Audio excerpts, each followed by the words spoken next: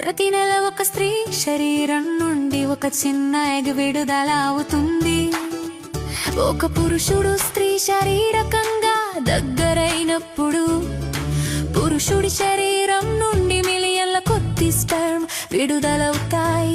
అవన్నీ ఆ ఒక్క ఎగ్ ని కనుగొనడానికి ప్రయత్నిస్తాయి.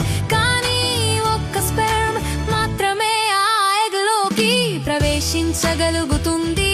ఆ స్పెర్మ్ లోపలికి ప్రవేశించిన వెంటనే మరే ఇతర స్పెర్మ్ లోపలికి రాకుండా ఉండేందుకు ఎగ్ వెంటనే తన చుట్టూ తానే మూసుకుపోతుంది. ఎగ్ లోపల స్పెర్మ్ మరియు ఎగ్ నుండి వచ్చిన DNA కలిసిపోతుంది. సరిగ్గా క్షణంలోనే ఫెర్టిలైజేషన్ జరుగుతుంది. ఇది శిశువు యొక్క ప్రారంభం. అప్పుడు ఫెర్టిలైజ్డ్ ఎగ్ గర్భాశయం వైపుకు ఫెలోపియన్ ట్యూబ్ గుండా ప్రయాణించడం ప్రారంభిస్తుంది. కొన్ని రోజుల తర్వాత ఎగ్ చిన్న కణాల సమూహంగా మారుతుంది. దాన్ని బ్లాస్టోకిస్ట్ అంటారు.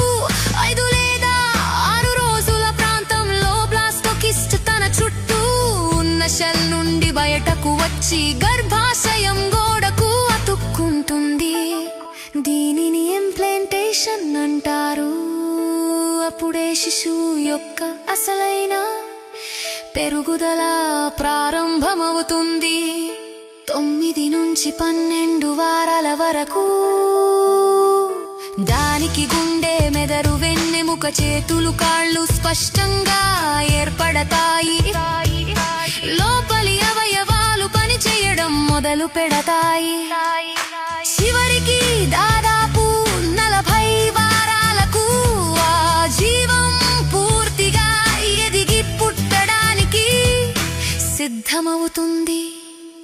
ఇలా ఒక జీవం ఒక శిశువు రూపం దాల్చుతుంది.